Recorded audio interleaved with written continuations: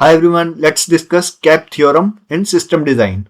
So, CAP means C stands for consistency, A for availability, and P stands for partition tolerance.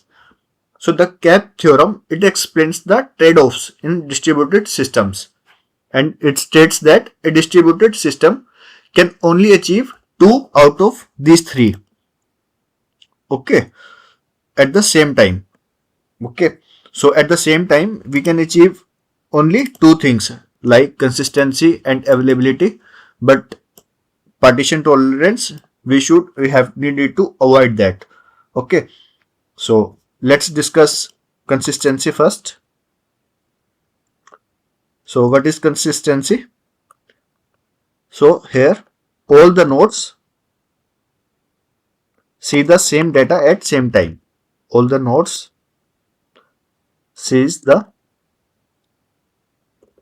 the same data at same time. Means in banking transactions. Okay so consistency का क्या मतलब है कि system के सभी nodes एक ही time पर same data दिखाएंगे. ओके मीन्स कि अगर डेटाबेस पे कुछ भी अपडेट हुआ है, अगर हम उसको फैच करेंगे तो हमें वही सेम डाटा मिलेगा. मीन्स कि अगर हमने एक ट्रांजेक्शन करी है, मीन्स हमने 200 रुपीज ट्रांसफर करें, तो अगर हम साथ साथ फैच करेंगे बैलेंस तो हमारा वो डिडक्टेड दिखाएगा. ओके या किसी के अकाउंट में हमने क्रेडिट किया है तो उसका हम बैलेंस चेक करेंगे तो वो 200 रुपीज क्रेडिटेड दिखाएगा eight the same time. So it means system is highly consistent. Now availability.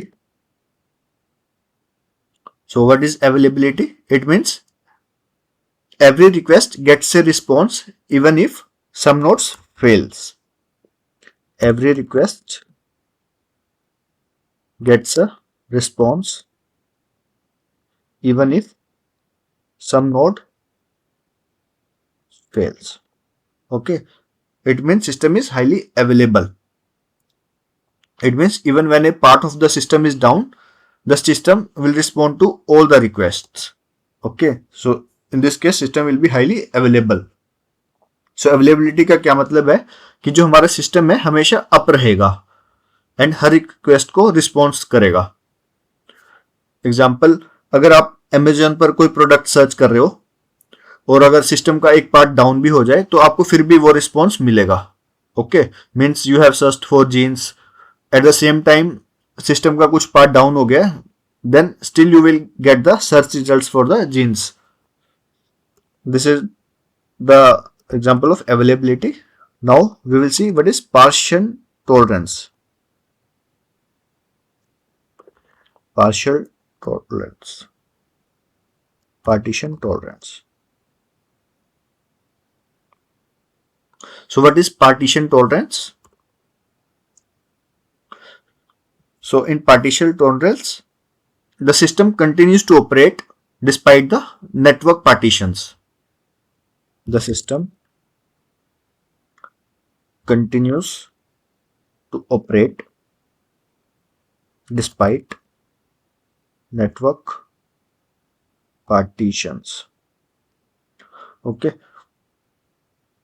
so what does it means? Partition tolerance का क्या मतलब है कि अगर सिस्टम के नोड्स के बीच में कम्युनिकेशन फेल हो जाती है तो सिस्टम फिर भी रिस्पॉन्ड करेगा. ओके मीन्स कि अगर नेटवर्क पार्टीशन हो जाता है तो फिर भी सिस्टम हमें रिस्पॉन्ड करेगा, हमारी रिक्वेस्ट को रिस्पॉन्स प्रोवाइड करेगा.